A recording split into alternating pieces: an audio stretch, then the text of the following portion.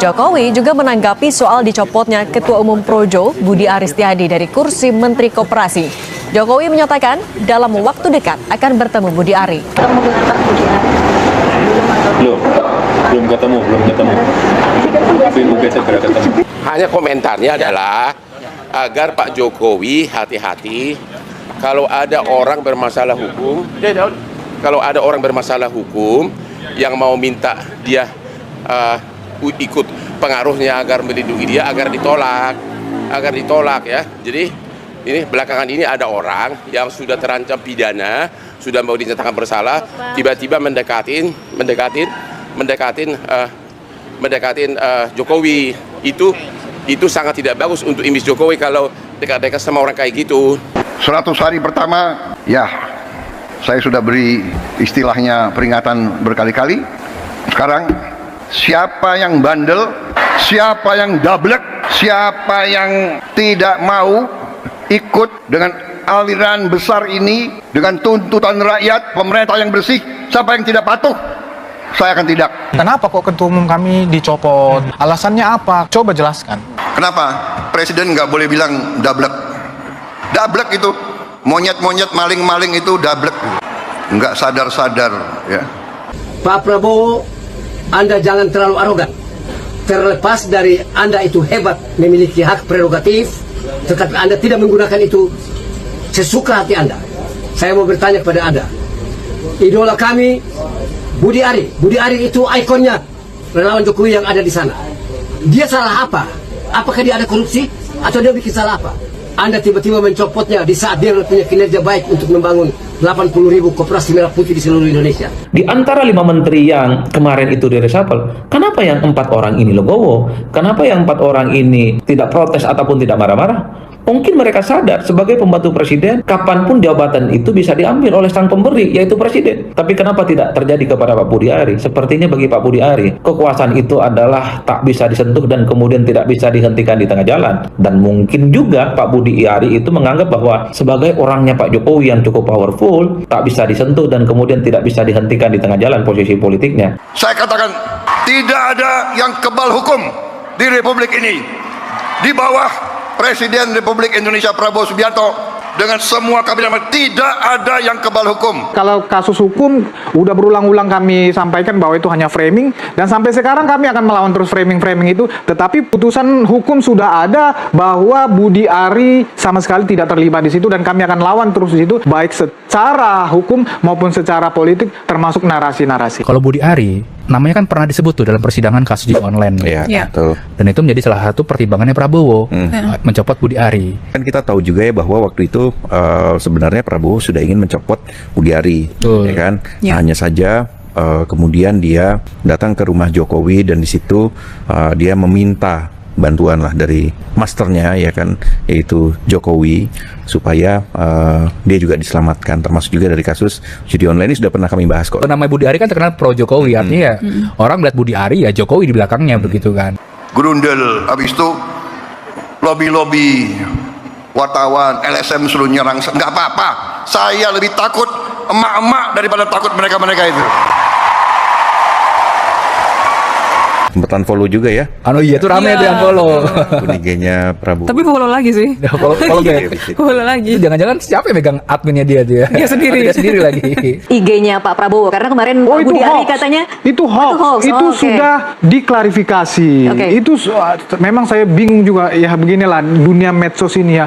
Dan itu diposting oleh, ini yang memang bahaya sekali, diposting oleh akun-akun yang followernya jutaan. Jadi memang susah terlawan yang begini luar biasa. Sekali lagi itu hoax sudah diklarifikasi oleh akun resmi kami juga. Jadi kepada masyarakat juga kami menghimbau kalau ada yang seperti itu ya, termasuk Denny Siregar posting ini, itu hoax itu Bang Denny, termasuk Hotman Paris nih posting ini, itu hoax. Walaupun misalnya akun kalian lebih besar daripada akun official misalnya, tapi itu kan official, silakan di cross check. sebelum memposting. Tapi mungkin karena begitu gampangnya media sosial ini tersebar, itu juga merugikan Budi Ari sih sebetulnya, merugikan kami juga. Seolah-olah ini kami apaan sih, cemen, baru diperlakukan, baru digituin aja udah cemen, unfollow segala macam. Enggak, sekali lagi itu hoax, nggak ada, itu nggak benar. Sesaat setelah diberhentikan jadi menteri, Budi Ari itu ke-gap atau kelihatan men-unfollow atau tidak lagi mengikuti akun IG-nya Presiden Republik Indonesia Prabowo Subianto. Itu kan sempat ramai diperguncingkan di media sosial.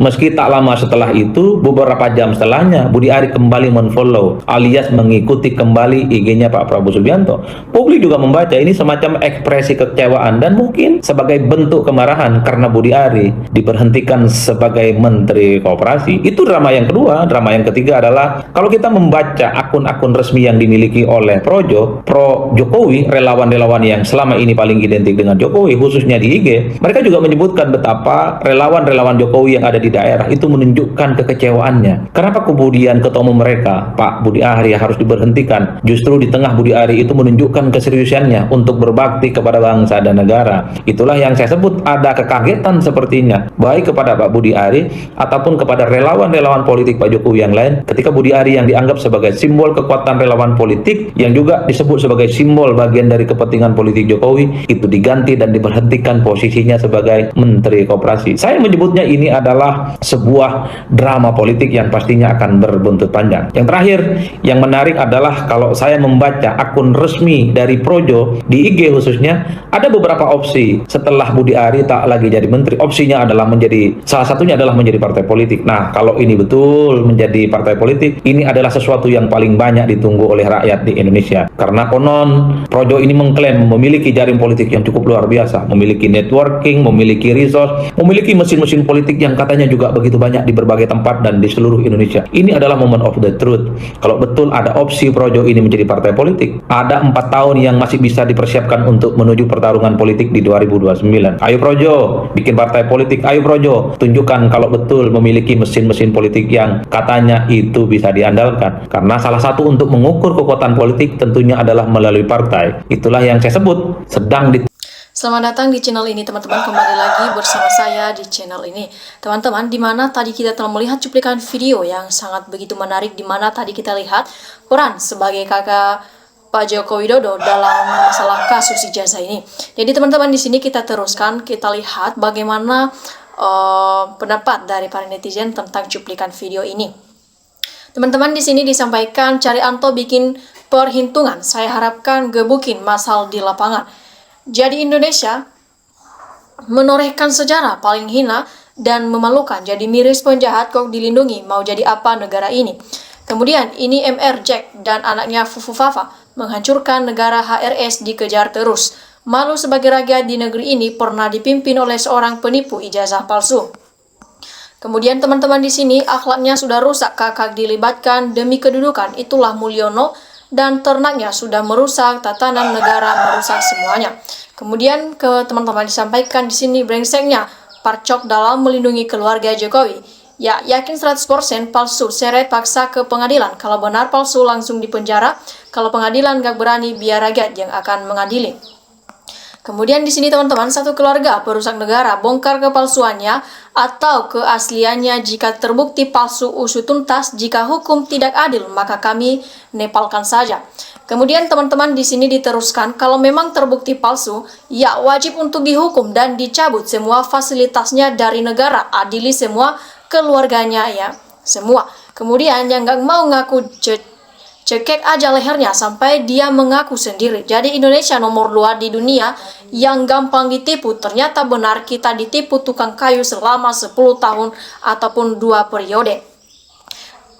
Jadi singkirkan wabah termul, ambil semua fasilitas negara yang diberikan kepada mantan Presiden KI yang memang benar ijazah palsu karena sudah membohongi rakyat Indonesia, karena fasilitas itu dibeli dan dibiar pakai uang rakyat. Nah, jadi Jokowi sudah terkutuk melanggar sumpah di bawah Al-Quran. Jadi pejabat yang disumpah dengan Al-Quran, perlihatkan kutukanmu ya. Kalau penegak hukum tidak bisa memanggil Jokowi apa? Ya, takut apa? Dah banyak makan uang haram, serahkan sama rakyat biar rakyat yang akan mengadili dan menepalkannya.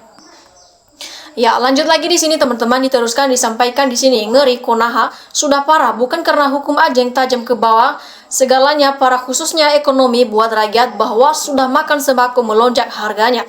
Ingat pesan Eyang Sepuh, carilah rezeki yang halal untuk hidup sehari-hari, akan ada ayam dan karena. Jadi walaupun Jokowi dicabut laporannya, Joko Widodo dan keluarganya harus diadili dan dirampas harta-hartanya, termasuk Luhut juga yang menjadi kroninya. Nah, kemudian di sini teman-teman diteruskan, semua yang terlibat yang ada sangat paut dengan kasus ijazah Jokowi wajib untuk dipidanakan karena merekayasa keterangan dan memberi keterangan yang palsu ataupun harapan yang palsu. Nah, lambat laun juga kebohongan pasti akan terungkap hukum karena sudah menanti keluarga Jokowi selamat untuk menikmatinya. Jadi presiden bukan Prabowo tapi Sigit, wakilnya Jokowi. Jadi kebusukan pasti akan terbongkar semua secara perlahan dan azab segera datang. Jadi itu pas buat para penipu rakyat yang sudah disumpah Al-Quran.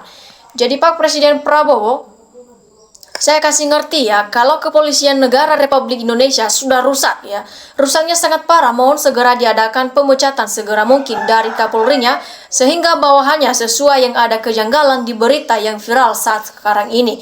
Jadi untuk ke depan, ingat kalau dia jadi pemilu, ada partai lambang gajah, jangan dipilih. Itu partai ijazah yang dibilang palsu. Ingat rakyat harus cerdas, salam akal sehat. Jadi habisi itu manusia yang sering beriman, main dengan kebohongan ya.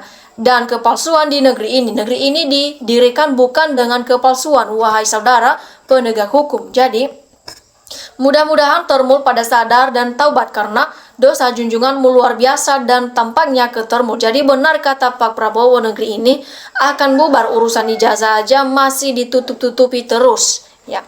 Nah, terlihat dengan jelas kebobrokan polisi yang suka berkhianat dan mengkhianati bangsa dan selalu untuk memanipulasi ataupun memanfaatkan secara merekayasa hukum ya.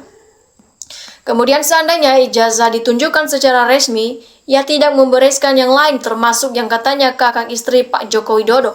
Jadi jika hukum bisa dipermainkan, jangan harap negara ini akan maju, malah akan makin rusak ya. Seterusnya di sini teman-teman diteruskan, repot hukum di Indonesia, pantas dari dulu rakyat merasakan hukum tajam ke bawah tumpul ke atas ya. Rakyat kecil punya salah langsung dihukum, orang besar korupsi dan lain-lain susah diproses, selamat banyak hakim korupsi, polisi, bandar narkoba, pejahat, dan korupsi. Jadi usut terus kebohongan ataupun ungkap kejahatan yang terstruktur rapi, kebohongan memanipulasi dan memanfaatkan data. Jangan kendor masyarakat untuk memonitor kasus ini ya. Kemudian diteruskan di sini, presiden saja pakai ijazah palsu, apalagi preman begal kekuasaan pendukungnya. Kalau iblis berkuasa yang haram jadi halal. Jadi Anto segera dipanggil dan ditanya dan dikonfirmasi dengan saksi, nanti akan ketahuan ya siapa yang menjadi dalang penggalangan saksi bohong ini. Nah, kemudian teman-teman di sini diteruskan, perintah ataupun pemerintah harus usut karena itu sejarah bangsa agar ke depan tidak ada lagi sejarah yang kelam. Jadi paling afdol, nggak usah pakai hukum, aturan orang-orang, tapi sumpah pocong saja. Siapa yang bohong secepatnya akan dipocongkan. Jadi semoga Allah menurunkan Ratu Adil yang benar-benar akan mengadili orang-orang yang korup dan jahat kepada rakyat kecil ini. Nah, kasihan rakyat negeri ini dibodohi, ditipu sama penipu yang bodoh. Jadi jelas kelas ini saksi-saksi, kok juga palsu keterangannya. Nah, yang terpenting di sini teman-teman, secepatnya sekeluarga si Jokodok dinapalkan, soalnya pemerintah dan Kapolri takut ke Jokodok. Pak Prabowo jangan buta dan tuli, nepalkan segera si Jokodok itu ya. Jadi mantap sekali, terus gaungkan dan bongkar kebusukan yang telah membohongi publik seluruh masyarakat Indonesia biar akan tercerahkan. Nah, lanjut lagi di sini teman-teman, diteruskan di sini disampaikan, selembar ijazah bisa meledak menyeret para pejabat tinggi universitas ternama, KPU dan lain-lain akibat orang yang tak kuliah ingin ijazah begini, jadinya bila orang menjadi rakus. Jadi hukum tumpul, hukum melindungi orang-orang yang berkuasa, laun lambat insya Allah akan terbongkar orang-orang yang pembohong dengan kuasa.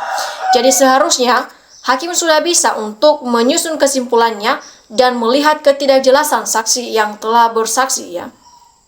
Jadi walaupun palsu, yang penting jujur, itulah pertanggung jawabnya bangsa nenek mulai terbukti. Nah, kemudian di sini teman-teman, ini baru ijazah palsu yang dibongkar, belum masalah korupsi. Oke teman-teman, demikian saja cuplikan video kali ini NKRI harga mati.